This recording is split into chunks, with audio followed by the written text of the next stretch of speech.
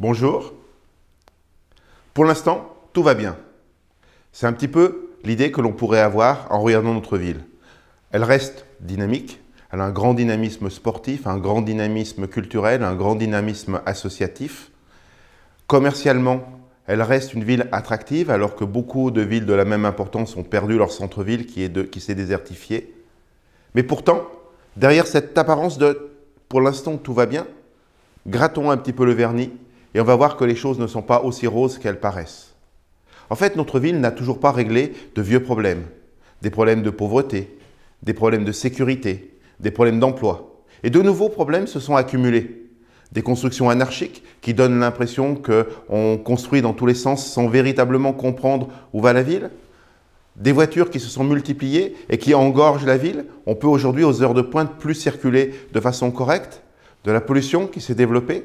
Une absence d'espace vert dans une grande partie de la ville. Il faut aujourd'hui redonner un élan à notre ville.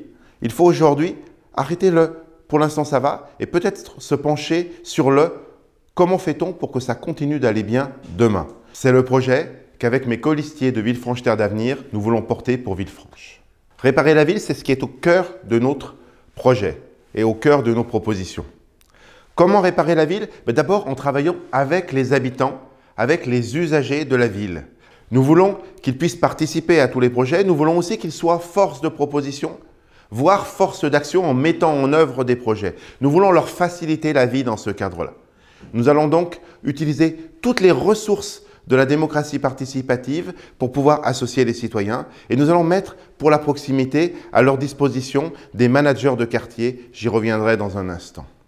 Second point, nous allons travailler par quartier. Villefranche, c'est 9 quartiers. Nous voulons redonner un cœur à ces 9 quartiers. Nous voulons que tous les habitants de ces quartiers, tous les usagers de ces quartiers puissent y trouver des services de proximité élémentaires. Acheter son pain, faire des courses de première nécessité, poster un recommandé, récupérer, pourquoi pas, ses colis Amazon, mais aussi ses colis Calad Drive. C'est-à-dire la possibilité de se faire livrer des produits de ces petits commerçants locaux près de chez soi le soir en rentrant de son travail. Ces quartiers, nous allons leur redonner la vie, mais nous allons aussi redonner de la proximité en mettant dans chacun de ces quartiers ce que nous avons appelé un manager de quartier. Pas simplement un animateur, pas simplement quelqu'un qui est là pour écouter les habitants mais sans aucun pouvoir. Quelqu'un qui est véritablement investi de la capacité d'appeler le directeur général des services ou d'appeler le maire lorsqu'il y a un problème et pour avoir une intervention rapide dans ces quartiers. Alors, ces quartiers, il ne faut pas les laisser isolés, il faut les relier entre eux. Alors, pour les relier entre eux, nous avons un grand projet qui combine à la fois les problématiques environnementales, les problématiques de cadre de vie et les problématiques de mobilité. C'est la trame verte.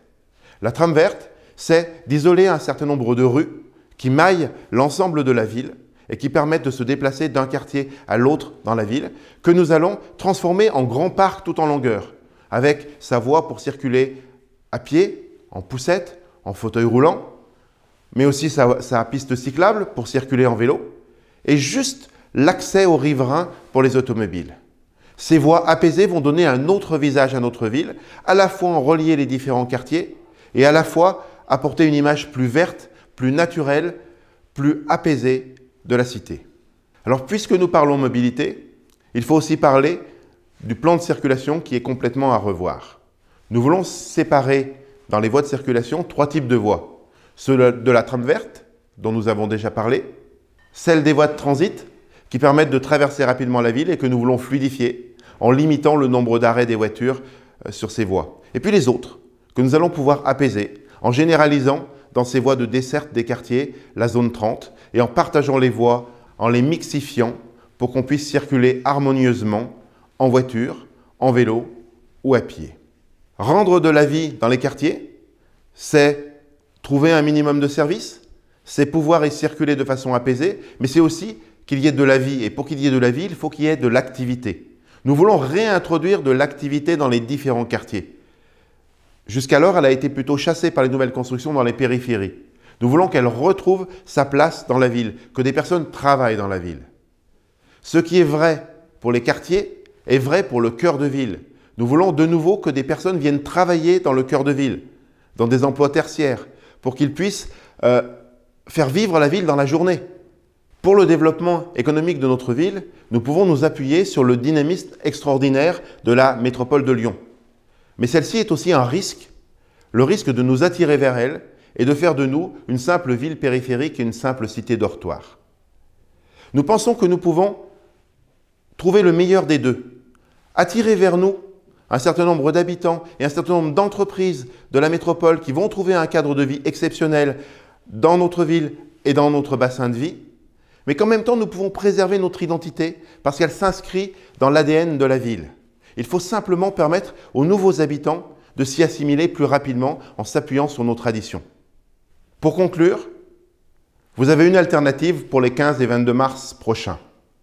Celle de continuer le « pour l'instant ça va » et de laisser la ville progressivement s'endormir et ronronner, ou celle de la réveiller, de la transformer, d'en faire une ville du XXIe siècle, réellement verte, avec les services qui sont ceux que l'on attend à l'heure de la 5G et d'Amazon. Une ville qui va trouver sa place dans la modernité et qui va retrouver son histoire d'innovation, mais qui va garder ses racines parce qu'on peut l'ancrer dans un territoire et on peut conserver son identité. Si vous choisissez la deuxième solution, c'est pour Villefranche Terre d'Avenir qu'il faut voter les 15 et 22 mars prochains.